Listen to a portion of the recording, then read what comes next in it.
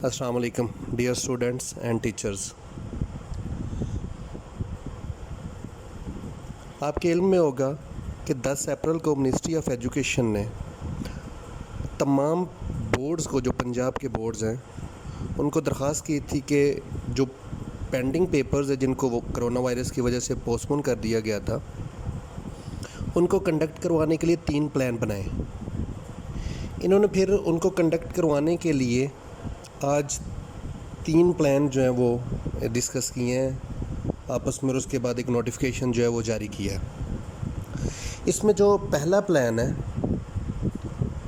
आपको इसमें नज़र भी आ रहा होगा स्क्रीन में, conducting of exam of HSC and 9th based on objective paper MCQs only and no short and long questions. इसके अंदर उन्होंने वाज़ेह तौर पे बताया है कि पेपर्स जो है, ये पहला प्लान है, यानी ये फाइनल डिसीजन नहीं है, ये प्लान है कि पेपर्स जो हैं वो सिर्फ MCQs टाइप लिए जाएं। और MCQs टाइप पेपर जो हैं, जैसे वर्चुअल यूनिवर्सिटी में ऑनलाइन होता है, लेकिन ऑनलाइन जो है ये इनके लिए तो मुमकिन नहीं है, ना इतने रिसोर्सेज हैं। तो अगर ये पेपर पे भी इसको लें तो इसका जो एडवांटेज होगा, जो उन्होंने वाज़ेह तौर पे बताया, will facilitate marking with OMR। ठीक है, यानी कि मतलब एक will save time and effort. इस टाइम कम लगेगा, एफ़र्ट कम लगेगी। MCQs जो हैं वो इजीली चेक भी हो जाते हैं और एफ़र्ट भी कम है। और एक एडवांटेज है, no need to engage teacher for marking के लिए उनको टीचर्स को भी एंगेज नहीं करना पड़ेगा। ये 3 एडवांटेज हैं, पहला, दूसरा और तीसरा। लेकिन फिर इसमें डिसएडवांटेजेस आ जाते हैं। पहला डिसएडवांटेज क्या है कि जो एग्जिस्टिंग प्रिंटेड पेपर हैं वो वेस्ट हो जाएंगे। सेकंड डिसएडवांटेज क्या है कि जो पंजाब के बोर्ड्स हैं उनके पास मतलब इतने आइटम नहीं है, बैंक आइटम, जो कि पेपर सेटिंग MCQs की जो पेपर सेटिंग है वो इतनी जल्दी कर लें। इजीली वो पेपर सेटिंग नहीं कर सकेंगे इतने टाइम में।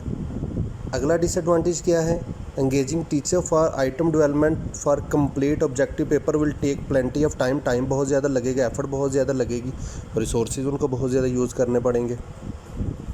उसके अलावा अगला disadvantage, new paper printing would call for purchase of plenty of paper and printing. बहुत ज़्यादा मतलब पेपर और प्रिंटिंग लगेगी, जिससे एक्स्ट्रा बर्डन होगा।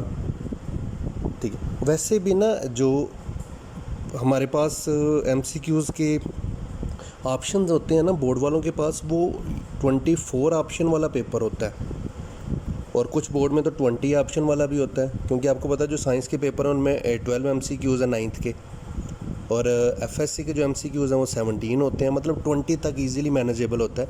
लेकिन अगर पूरे का पूरा पेपर ही MCQs टाइप होगा तो उससे क्या होगा कि इनको ऑप्शन ज़्यादा बनाने पड़ेंगे, मतलब नई प्रिंटिंग उनको करवानी पड़ेगी सारी की सारी। उसके अलावा सॉफ्टवेयर जो बोर्ड का है वो मतलब 20 MCQs वाला है, वो इससे बट ज़्यादा MCQs को वैसे भी चेक भी नहीं कर सकता। और तमाम जो सब्जेक्ट हैं, ठीक, उनको MCQs बेस लिया भी नहीं जा सकता, ख़ास तौर पे जो इस्लामियात है और पाक स्टडीज़ हैं या लैंग्वेज सब्जेक्ट हैं। साइंस तो हो जाता है लेकिन आर्ट्स नहीं होता। ये हैं सारे के सारे डिसएडवांटेजेस किसके, पहले के, जो पहला प्लान है हमारे पास। ये एडवांटेजेस थे पहले प्लान के, और ये सारे पहले प्लान के डिसएडवांटेजेस हैं। अब चलते हैं हम दूसरे प्लान की तरफ। दूसरा प्लान क्या है कि मैट्रिक को और इंटर को, यानी कि awarding marks promotion on the basis of SSC and HSSC part 1 result, यानी कि हम 10th को भी 9th बेस पे प्रमोट कर दें, और पार्ट 2 को, जो इंटर पार्ट 2 है, उसको इंटर पार्ट 1 बेस पे हम प्रमोट कर दें। इसका एडवांटेज है ये हमारे पास। एडवांटेज इसका क्या है, would reduce the burden of higher secondary school class part 2 exam, यानी बर्डन कम हो जाएगा, इजीली हम प्रमोट कर देंगे। डिसएडवांटेज क्या है, डिसएडवांटेज ये है कि जो सिंध के बोर्ड हैं उसके अंदर पार्ट 1 में जो सब्जेक्ट्स पढ़ाए जाते हैं ना, पार्ट 2 में बाकी सब्जेक्ट्स पढ़ाए जाते हैं। बायो केमिस्ट्री जो है वो पढ़ाई जाती है पार्ट 1 में, और फिज़िक्स और मैथ जो है वो पढ़ाया जाता है पार्ट 2 में। अगर वो पार्ट 1 बेस पे प्रमोट कर देंगे, इसका मतलब है बच्चे जो हैं वो फिज़िक्स और मैथ में गो थ्रू होंगे ही नहीं, उसको वो टच ही नहीं करेंगे, क्यों, वो तो उन्होंने पार्ट 2 में पढ़नी थी, उसके पेपर तो पार्ट 2 में देने थे, ठीक है। और मैथ और फिज़िक्स का स्कोर जो है वो प्रेडिक्ट ही नहीं होगा, केमिस्ट्री और बायो की बेस पे प्रमोट हो जाएंगे, ये डिसएडवांटेज है। उसके अलावा उन्होंने कहा there are many students who have either scored less than 30 marks. आपने अक्सर पार्ट 1 का जिनका रिजल्ट आता है वो फेल तो नहीं हम उसको काउंट करते, उसको हम यही काउंट करते हैं लेस दैन पासिंग मार्क्स। तो उनमें बहुत सारे स्टूडेंट ऐसे हैं जिनके पास लेस दैन पासिंग मार्क्स हैं 33% से, तो उनमें से मेजॉरिटी जो होता है वो पार्ट 2 में पास हो जाते हैं, पार्ट 2 के और पार्ट 1 के मिला के मार्क्स ज़्यादा आ जाते हैं, लेकिन उनके पास तो अपॉर्चुनिटी नहीं रहेगी पार्ट 2 की, क्योंकि वो तो प्रमोट ही हो जाएंगे। और पार्ट 1 में चूँकि बच्चा अभी नया नया इंटर में आया होता है या 9th में आया होता है, तो वो उतने मार्क्स नहीं गेन कर सकता जो कि वो सेकंड में पार्ट में गेन करता है 10th में या पार्ट 2 में। ये इसके डिसएडवांटेज हो गए दोनों, आपको स्क्रीन पर नज़र भी आ रहे होंगे।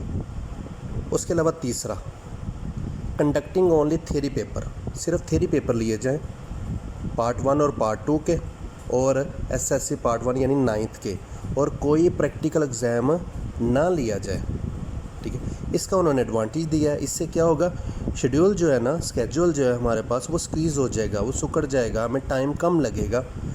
ये सारे के सारे हमारे पास, इसका मतलब है कि हमारे पास टोटल यानी कि जो बोर्ड ने हमें प्लान दिए हैं वो 3 प्लान दिए हैं जो आपको स्क्रीन पे नज़र भी आ रहे होंगे।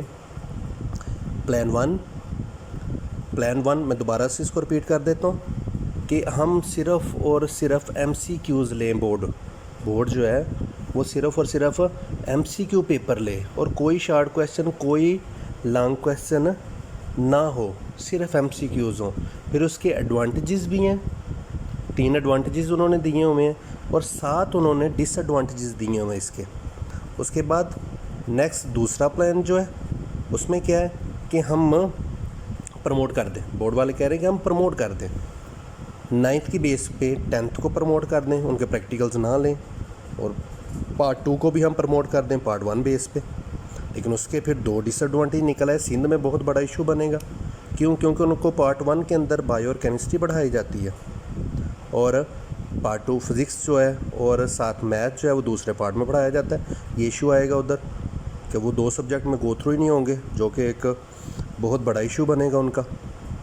इसके अलावा जो मेन चीज़ है कि 9th और पार्ट 1 में बच्चे अक्सर जो है वो लेस दैन पासिंग मार्क्स लेते हैं, जो कि वो अगले पार्ट में कवर कर लेते हैं, उनको फिर मौका नहीं मिलेगा। अब ये सारे के सारे 3 प्लान, इट मीन हम अगर तीनों प्लान्स को देखें तो हमें लग रहा है कि पेपर होने ही हैं, और डेफिनेटली पेपर होंगे। इसलिए अपने आप को आप पेपर्स के लिए तैयार रखें, और बाकी इंशाल्लाह अल्लाह ताला बेहतर करेगा।